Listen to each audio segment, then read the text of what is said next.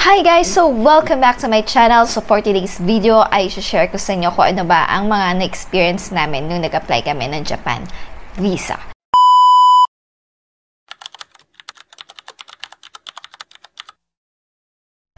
Hi everyone! So, welcome back to my channel. So, for today's video, share ko sa inyo guys ang naging experience namin nung nag-apply kami ng Japan visa last December 2024. Yan guys, so recent lang to guys na nag-apply kami ng Japan visa. And second time na namin guys mag-apply ng Japan visa. And masasabi ko na mas madami kaming requirements na isinabit dahil may mga na-encounter kami na different scenario compared nung nag-first time namin mag-apply ng Japan visa.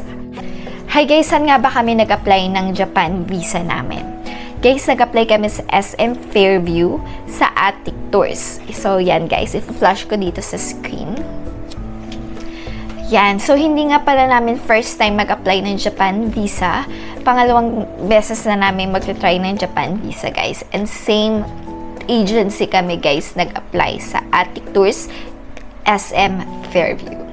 Abay, nagkaiba lang guys, apat kami guys na nag-apply ng Japan visa. So, ito yung hawak ko nga guys, yung passport naming apat. Yun guys, nag-apply nga pala kami noong December 2024 pa guys. Mga second week ng December kami nag-apply ng Japan visa. So, bakit nga ba December kami nag-apply ng Japan visa? Dahil may mga additional requirements kami kasing sinabit guys. So, iba to guys, mga sinabit namin nung first time namin nag-apply, ibang-iba dito sa second time namin nag-apply. So, yan, i-share ko sa inyo kung ano ba yung mga additional requirements na sinabit namin sa Attic Tours. So, yun na guys, ang unang requirements guys, syempre ang inyong mga passport. Passport na valid within 6 months.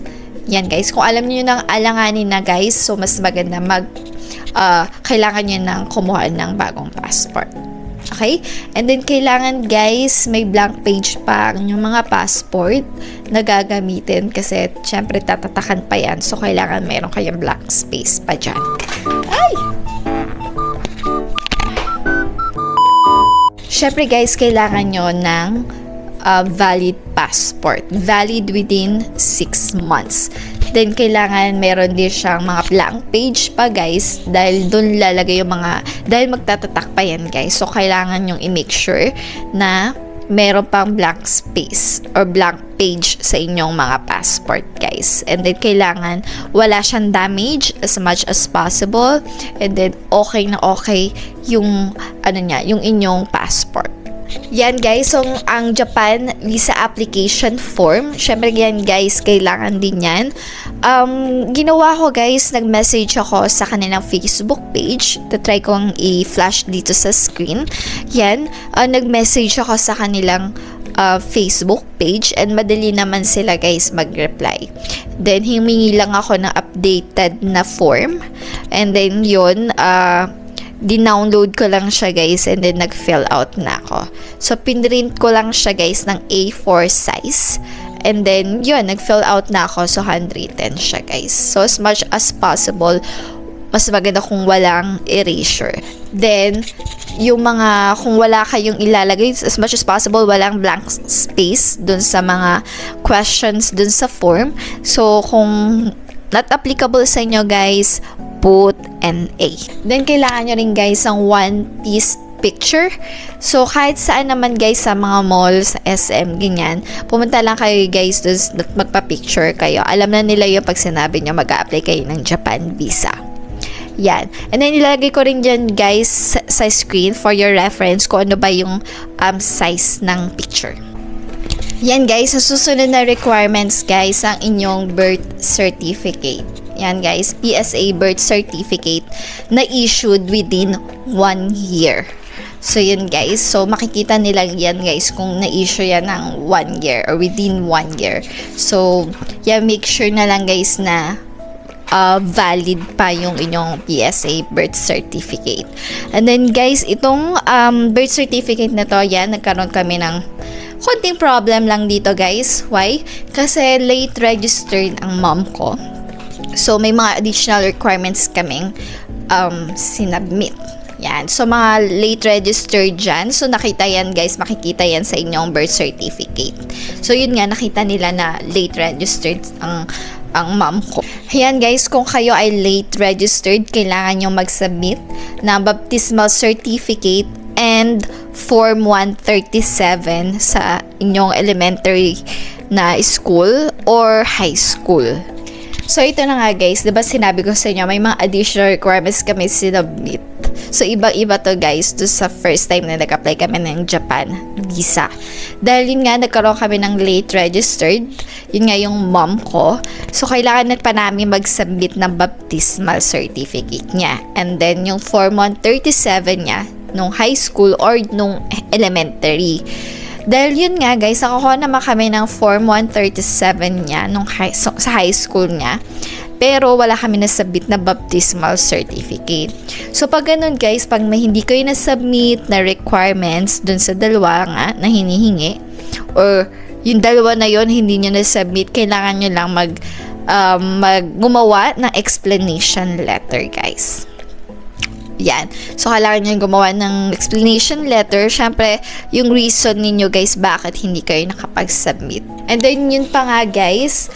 Ito guys, na-encounter na namin to nung first time kami nag-apply ng Japan visa. Yung sa husband ko, unreadable yung kanyang birth certificate. So, kaya alam ko na guys na kailangan ko mag-submit ng sinabit namin guys doon ay yung birth certificate from local civil registry. Yan guys, sa City Hall. Yan. Meron na kami yan guys dahil yung first time namin nag-apply, di ba nga kailangan namin mag-submit nun. So may copy pa ako nun. So kayo guys, kung mayroon kayong copy na yun, pwede nyo pa rin yung isubmit. Wala naman siyang expiration. Yan yung pangalawa namin na experience guys na additional requirements or supporting documents na sinubmit namin guys sa Attic Tours. Then yun guys, kung kayo naman no record, kailangan nyo mag-submit ng birth certificate non-record from PSA. Hindi naman namin yan guys experience, pero kung may experience nyo siya guys, yun, kailangan nyo siyang isubmit. Then again, kung hindi kayo makapag-submit guys, any missing requirements guys, kailangan nyong mag-submit or gumawa ng explanation letter. So yun na guys, kung kayo ay mga married na guys, kailangan nyong mag-submit guys ng marriage certificate. So kailangan issued din siya guys within 1 year. Original copy din guys ang inyong isasubmit. Again guys, kung unreadable ang inyong marriage certificate, kailangan nyong pumunta sa City Hall at mag-request kayo ng marriage certificate from local civil registry. Yan guys. If non-record, yun din guys, non-record from PSA. Yun guys yung mga kailangan nyong isubmit. Hindi namin yun na-experience guys. Okay naman na aming marriage certificate. Yan guys, then kailangan nyo rin guys mag-submit ng itinerary niyo.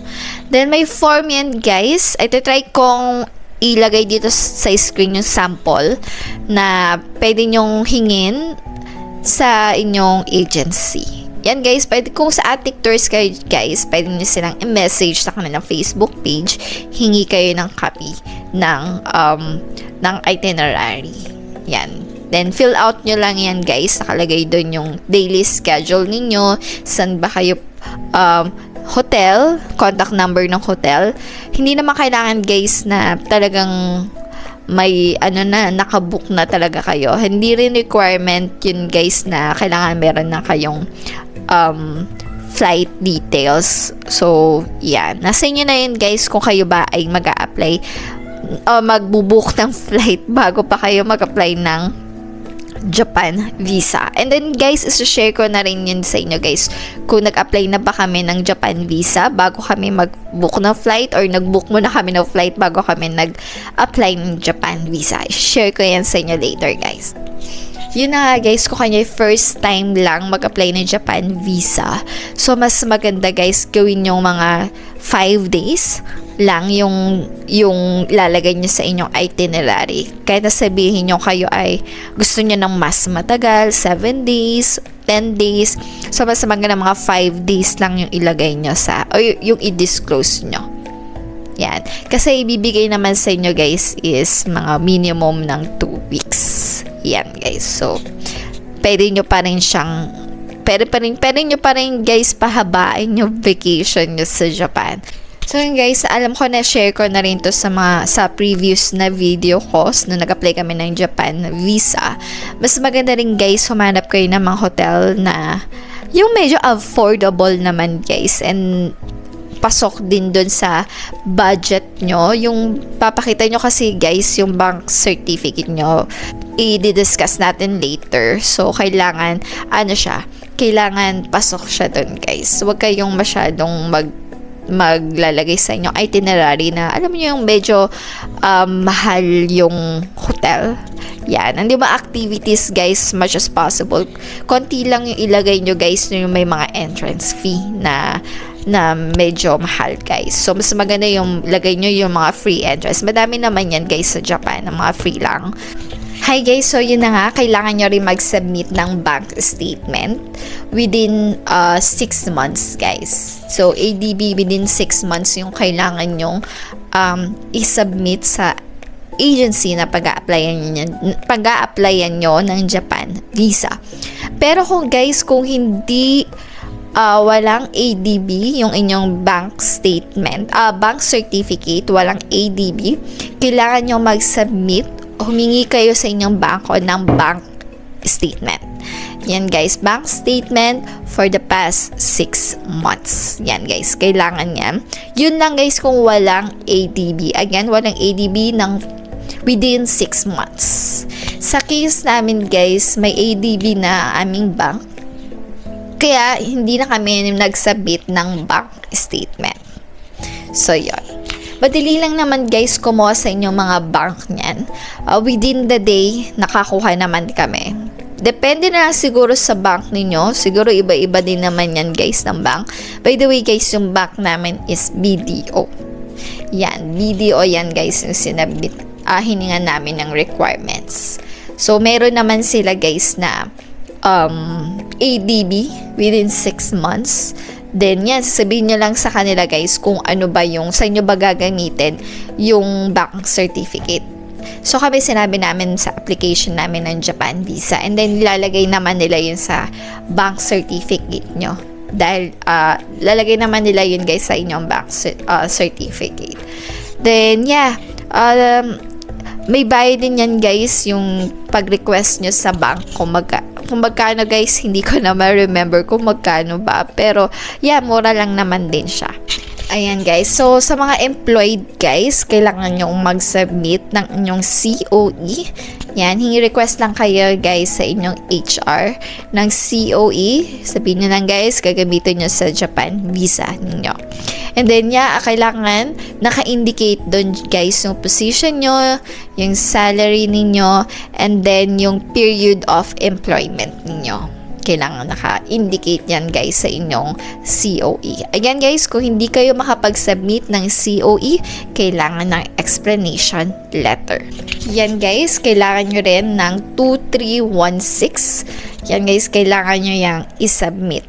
Kung hindi kayo makapag-submit guys, again, explanation letter.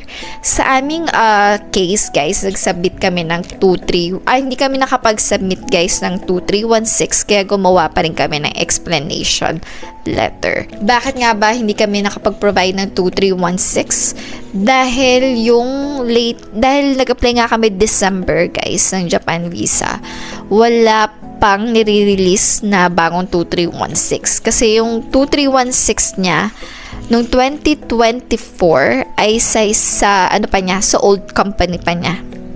Sa old employer pa niya. So kung anong employer nyo ngayon guys, yung recent employer nyo, dapat yun din yung sa 2316 nyo.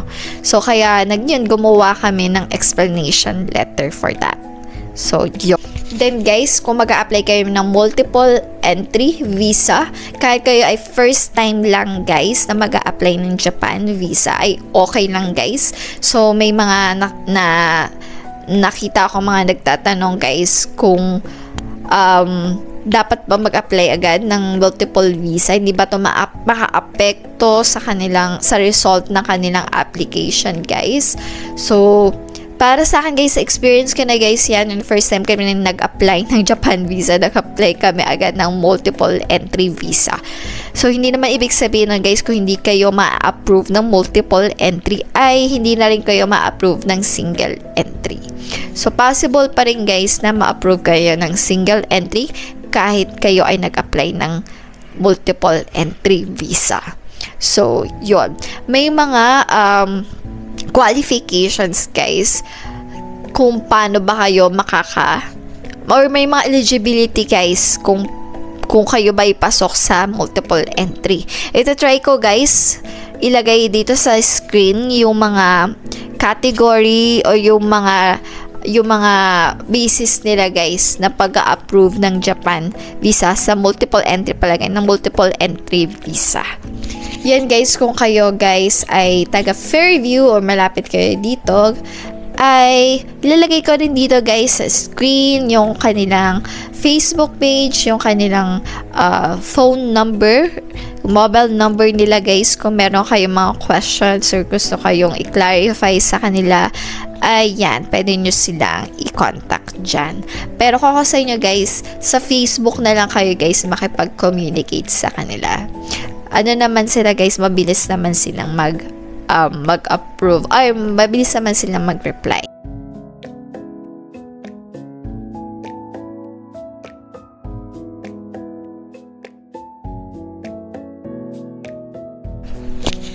Hi guys, so ito na nga, yun ang mga requirements guys na sinubmit namin nung kami ay nag-apply ng Japan visa.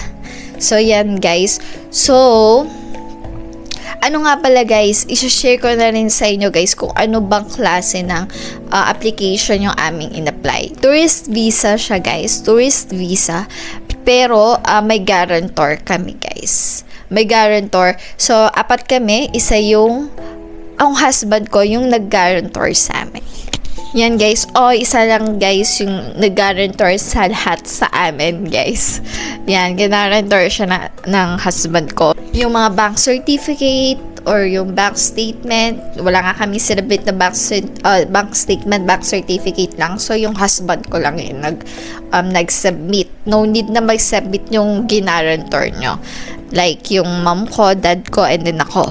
Hindi na ako nag-submit guys, kahit na meron naman kaming bangko na may bangko naman tayo. So para hindi na lang magulo, yung sa husband ko na lang, siya lang lahat na nag-submit ng requirements sa bank na galing sa bank. So yon. Then yan nga guys, kung second time yun na mag-apply ng Japan visa, then wala naman kayo ginarantor, no need na kayo guys na magsabit ng inyong banks ng birth certificate or yung inyong marriage certificate kung meron man. Sa case kasi namin may ginarantor kasi nagkaroon ng guarantor dito. Kaya, nag-submit ulit kami guys, kahit nag-apply na kami before. Yan guys, so kailan nga ba kami nag-apply ng Japan visa?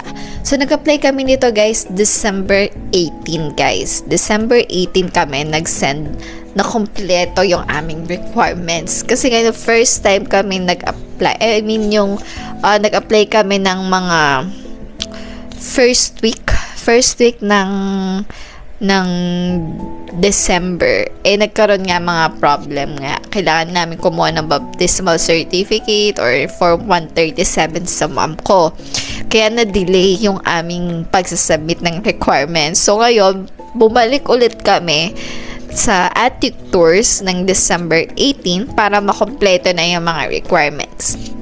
Then yun nga guys, kompleto na yung requirements na sinabit namin, approve na sa kanila.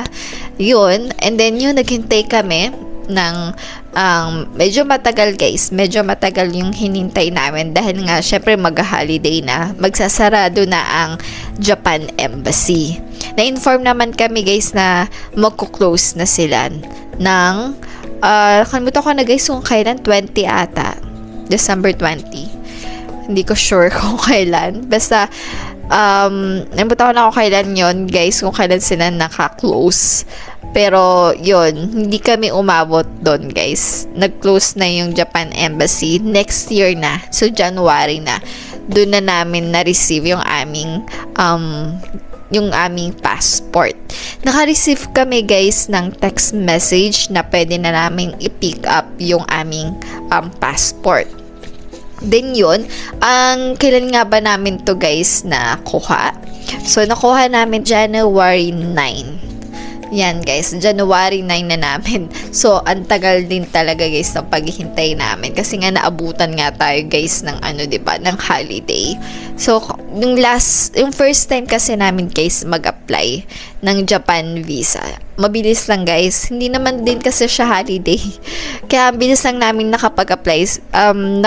Kung di ako nagkakamali guys, nung first time namin nag-apply, Thursday namin siya sinubmit yung requirements, then by Tuesday lang nakuha na namin yung aming Japan visa, yung aming passport.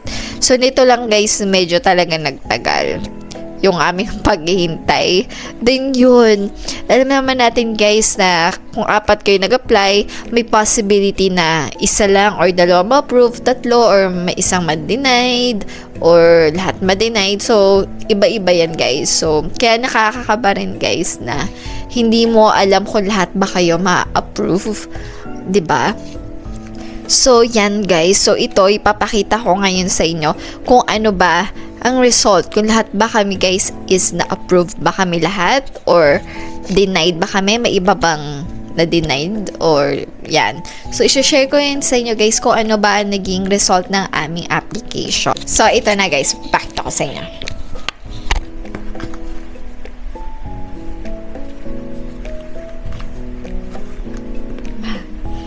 Ito guys.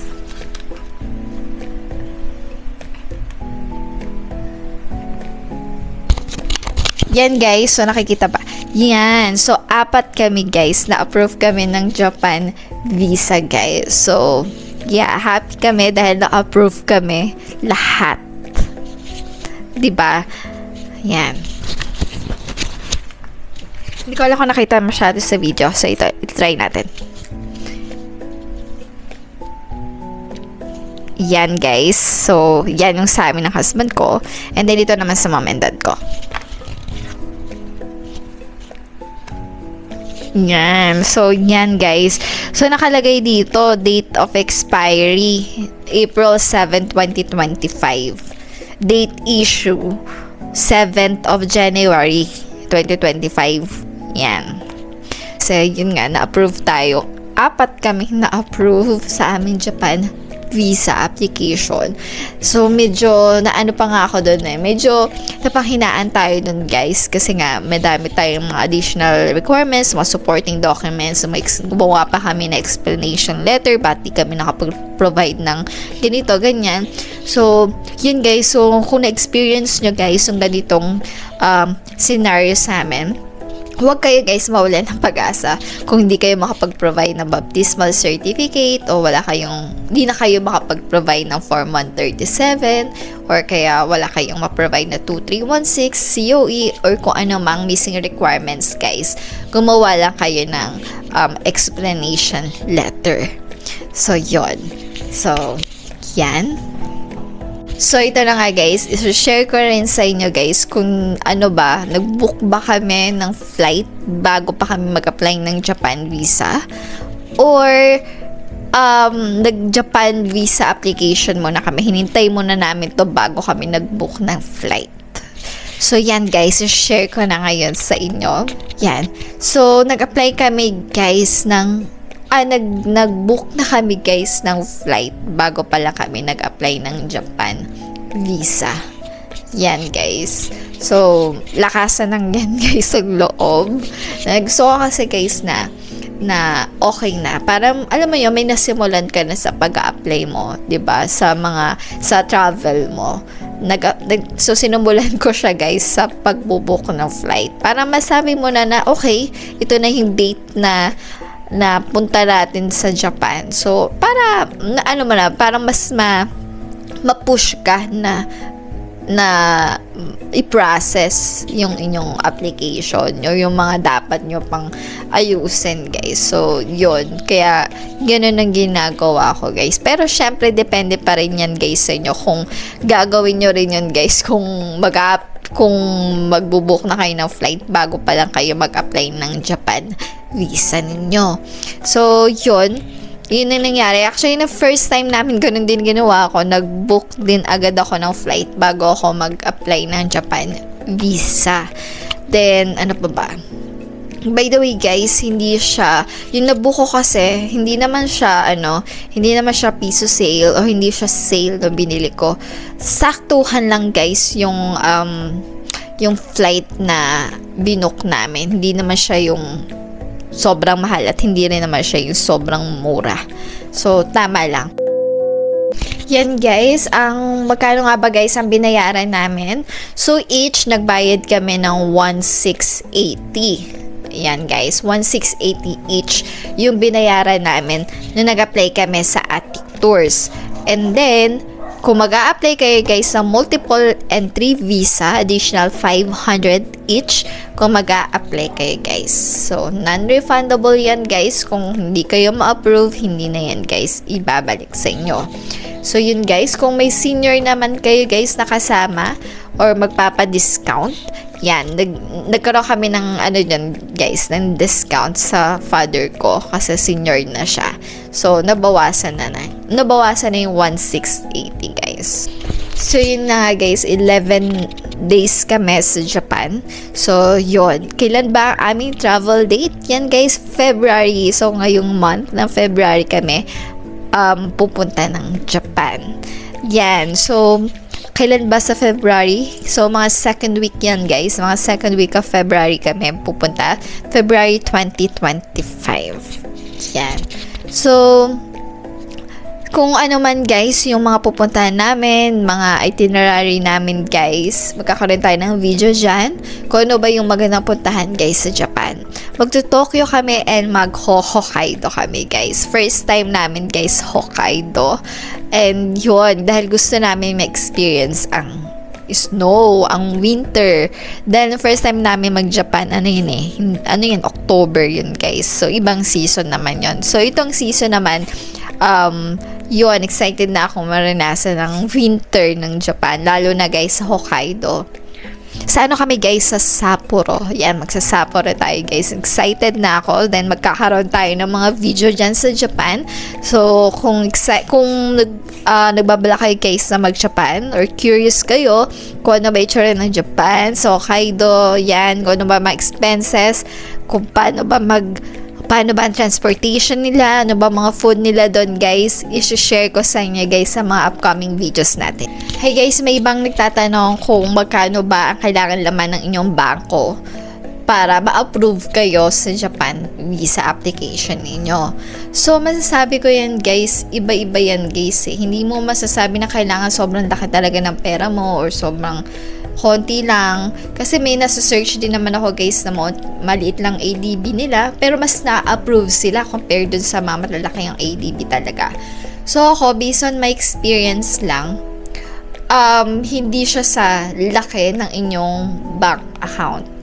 Yung first time kami mag-apply ng Japan visa, kung maaalala ko guys, mas malaki yung laman ng bank namin before. 2 lang kami guys na nag-apply. Then ngayon, 4 na kami guys na nag-apply. Inisponsoran pa siya ng asawa ko, yung mom and dad ko. And then ako din, inisponsoran din ako. mas ano siya, mas malaki pa rin yung bangko namin, nalaman ng bank namin na first time kami nag-apply kaysa dito sa second time. So masasabi ko hindi yan dahil sa sa laki din ng inyong di ba? Sa laki ng laman ng inyong bank. Then syempre sa tingin ko may bearing din talaga guys yung yung ADB ninyo guys.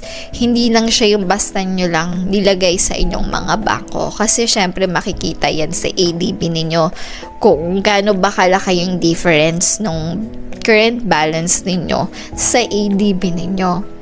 So yun guys. So kung kayo guys merong mag-sponsor sa inyo, isa lang pero ang dami nyo guys, then meron pa kayong kailangan supporting documents or explanation letter na kailangan i-submit sa Japan Embassy, ay huwag kayo guys malungkot o mawalan ng pag-asa guys. Merong pag-asa guys dahil kami sa experience namin yan na madaming mga hindi kami na-submit, ganyan, nagkaroon ng problem, ganyan. Pero, yan, na-approve pa rin naman tayo sa ating Japan visa application.